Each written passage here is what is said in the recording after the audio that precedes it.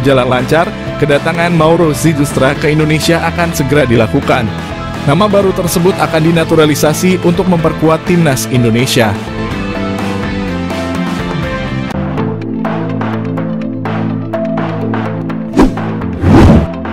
Ole Romenyi, calon naturalisasi baru timnas Indonesia, hadir GBK menyaksikan pertandingan Indonesia versus Jepang di tribun VVIP. Kemunculannya di GBK pun membuat masyarakat geger, sebab Ole adalah pemain yang sudah ditunggu-tunggu oleh fans. Dirinya dianggap bisa jadi solusi dari tumpulnya lini depan timnas Indonesia. Namun sebelumnya, jelang pertandingan melawan Jepang, salah satu warga Twitter melalui kamera paparazzi membagikan foto Ole Romenyi yang sedang berada di rumah sakit Jakarta. Sebelum akhirnya berfoto dengan Erick Thohir, Ole Romenyi adalah pemain yang sama dengan Mads Hilgers dan Kevin Dix. Ole perlu waktu lama untuk mengatakan iya pada tawaran PSSI. Itu wajar karena pada tahun 2023, saat Ole mendapat panggilan pertama dari PSSI, usianya masih 23 tahun. Itu jadi usia yang terlampau muda untuk langsung memilih timnas Indonesia sebagai kelanjutan karir internasionalnya. Apalagi Ole paham bahwa Belanda juga sedang krisis penyerang jempolan. Ia merasa masih memiliki peluang yang besar untuk dipanggil ke timnas Belanda. Namun setelah pertimbangan matang dan beberapa kali melakukan komunikasi langsung dengan Erick Thohir, Ole Romenyi pun luluh. Dirinya memutuskan bergabung setelah terpukau dengan kinerja dan proyek timnas Indonesia selama 1 tahun terakhir. Lantas, sehebat apa sosok Ole Romenyi itu?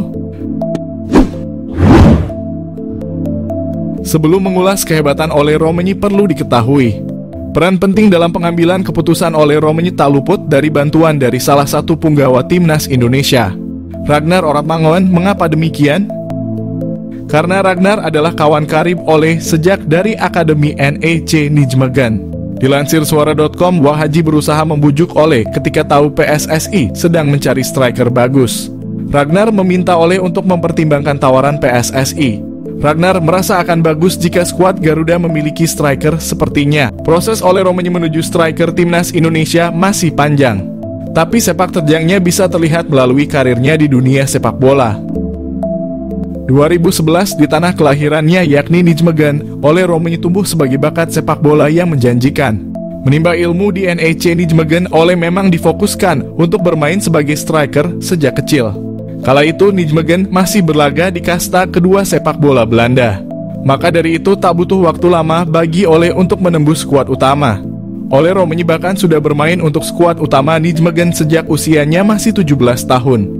Bermain sebanyak 27 pertandingan di Keukenkampioen Divisie, Ole mengemas 10 kontribusi gol dengan rincian 8 gol dan 2 assist.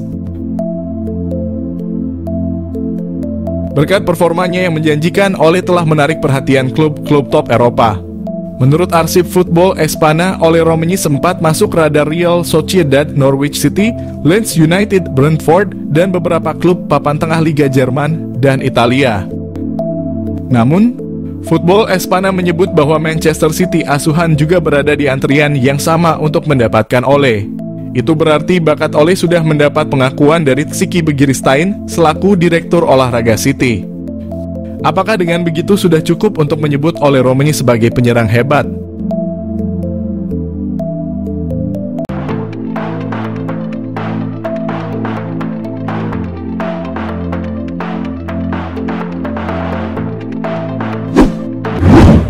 Isyarat proses naturalisasi Ole Romenyi agar segera perkuat timnas Indonesia sudah diunggah oleh Ketua Umum PSSI, Erick Thohir.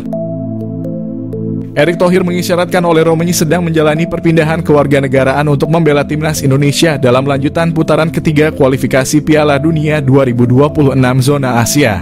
Hal itu diketahui setelah Erick Thohir dan Ole Romenyi sama-sama menunjuk ketika berpose di akun media sosial sang ketum PSSI. Paling cepat debut penyerang FC Utrecht bersama timnas Indonesia terrealisasi pada Maret 2025, tepatnya saat timnas Indonesia melakoni laga tandang kontra Australia. Tentu saja dengan kehadiran Ole Romenyi akan menambah daya dobrak lini serang. Kini yang menjadi sorotan ialah ada harga yang harus dibayar dengan naturalisasi Ole Romenyi, yakni kemungkinan ada striker yang lebih banyak diabaikan di sisa round 3 kualifikasi Piala Dunia 2026. Striker yang sangat mungkin minim mendapatkan panggilan di sisa 5 pertandingan putaran ketiga. Striker PSS Sleman, Hoki Caraka menjadi salah satu bomber muda bertalenta yang dimiliki timnas Indonesia. Serupa dengan Hoki Caraka, striker Persib Bandung Dimas Derajat juga sangat mungkin terkena dampak kehadiran naturalisasi oleh Romagnoli. Pasalnya dari 5 laga di putaran 3 kualifikasi Piala Dunia 2026, mantan striker Persikabo ini sekalipun belum memperoleh menit bermain. Catatan lebih baik justru dihasilkan penyerang Persebaya Surabaya, Malik Rizaldi. Kendati baru membukukan 2 caps bersama timnas Indonesia, dia sudah pernah dimainkan pada kualifikasi Piala Dunia 2026. Dirangkum dari laman Transfermarkt, Malik Rizaldi membukukan catatan waktu 63 menit dalam 2 pertandingan bersama timnas Indonesia. Kecenderungan cedera yang dialami Malik Rizaldi sangat mungkin membuatnya disingkirkan demi jaminan tempat bagi Romagnoli. Nasib yang mirip dengan Dimas Derajat maupun Hoki Caraka juga dimiliki bomber Persis Solo, Ramadan Sananta. Dari 5 laga yang sudah dimainkan timnas Indonesia, Ramadan Sananta sekali berada di daftar pemain.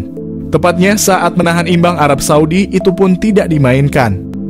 Selebihnya, Ramadan Sananta dicoret dari daftar 23 pemain yang dibawa timnas Indonesia untuk bertanding.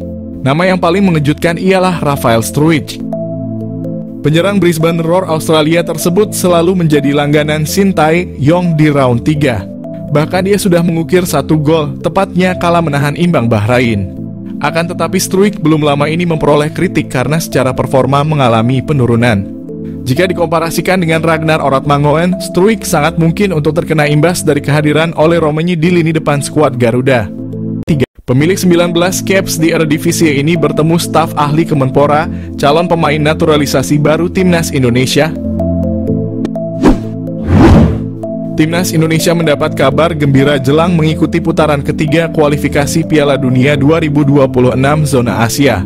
Winger Vitesse Arnhem keturunan Indonesia, Miliano Jonathans bertemu dengan staf ahli Kemenpora, Hamdan Hamedan. Hal ini diketahui dari unggahan Hamdan Hamedan di akun Instagram pribadinya. Senang bertemu Anda lagi Jonathans dan keluarga. Nikmati liburan Anda @milianojonathans_, tulis Hamdan Hamedan di Instagram story miliknya. Belum diketahui perbincangan apa yang dilakukan Hamdan dan Jonathans beserta keluarganya. Jika Jonathans masuk program naturalisasi, kekuatan timnas Indonesia akan semakin bertambah. Pemain berdarah Maluku ini bisa bermain di beberapa posisi seperti sayap kanan, kiri, gelandang tengah, gelandang serang, dan penyerang. Meski perolehan gol dan asisnya tidak banyak, Jonathans memiliki pengalaman cukup mumpuni bermain di Eredivisie. Meski usianya baru 20 tahun, Jonathans telah bermain sebanyak 19 kali di Eredivisie untuk Vitesse Arnhem. Apabila PSSI serius untuk menaturalisasi Jonathans, lini depan skuad Garuda akan semakin mengerikan. Dia bisa berkolaborasi dengan Ragnar Oratmangoen dan Rafael Struijk di lini depan timnas Indonesia. Miliano Jonathans target naturalisasi timnas Indonesia. Suntikan tenaga tengah atau sayap. Timnas Indonesia telah bertekad lolos ke putaran keempat kualifikasi Piala 2026.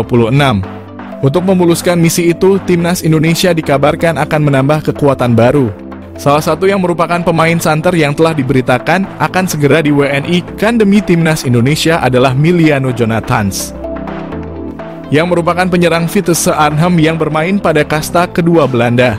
Gelandangan Miliano Jonathans yang berusia 20 tahun ini yang mempunyai darah keturunan Depok, Jawa Barat, telah mengakui sudah menjalinkan komunikasi baik dengan PSSI terkait rencana naturalisasinya.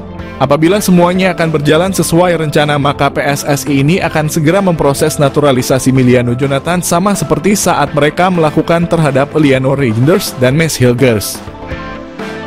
Dengan kehadiran Miliano Jonathans ini tentunya akan berdampak kepada daya gedor timnas Indonesia. Pemain yang mempunyai tinggi badan 178 itu tak hanya mampu sebagai gelandangan bertahan, akan tetapi ia juga mampu menjadi gelandang serangan, namun juga diplot sebagai penyerang sayap. Miliano Jonathans juga pernah hadir dalam 10 pertandingan pada ajang Eredivisie dengan torehan 6 gol dan 2 assist. Pastinya torehan tersebut akan membuat sangat berharap bahwa Miliano bisa secepatnya bergabung dengan Jay Elzes dan kawan-kawan. PSSI diharapkan untuk tidak berlama-lama karena bisa saja Miliano akan berubah pikiran karena dia juga mempunyai kans memperkuat timnas Belanda U21. Dengan skema 4-3-3 yang telah diterapkan, Miliano sangat memungkinkan dalam mengisi sebuah posisi lini tengah bersama Tom Haye ataupun dengan Nathan Chuaon. Dan dia juga bisa dijadikan sebagai penyerang sayap kiri ataupun sayap kanan dalam upaya melancarkan aliran bola kepada dua tombak timnas Indonesia, Ragnar Orotmangoen dan Rafael Struijk. Biliano Jonathans mengaku telah dihubungi. Biliano Jonathans yang selalu disebut menjadi naturalisasi timnas Indonesia saat ini, dia telah mengaku bahwa sudah menjalin komunikasi baik dengan pelatih timnas Indonesia. Biliano Jonathans dapat masuk naturalisasi karena dia sendiri memiliki garis keturunan dari Depok, Jawa Barat. Biliano Jonathans sendiri tengah bertanding bersama Vitesse Arnhem di Eerste Divisie atau kasta kedua Liga Belanda. Biliano Jonathans setelah ditanyakan apakah pernah dihubungi, dengan santainya dia menjawab, "Ya, kami masih berkomunikasi," jawabnya dinukil dari ESPN Belanda. Biliano Jonathans sendiri mengaku masih membuka peluang untuk membela timnas Indonesia. Diketahui Biliano juga pernah dipromosikan ke tim utama sejak tahun 2022, akan tetapi karena usianya yang masih muda dia lebih turun di Liga Belanda U21.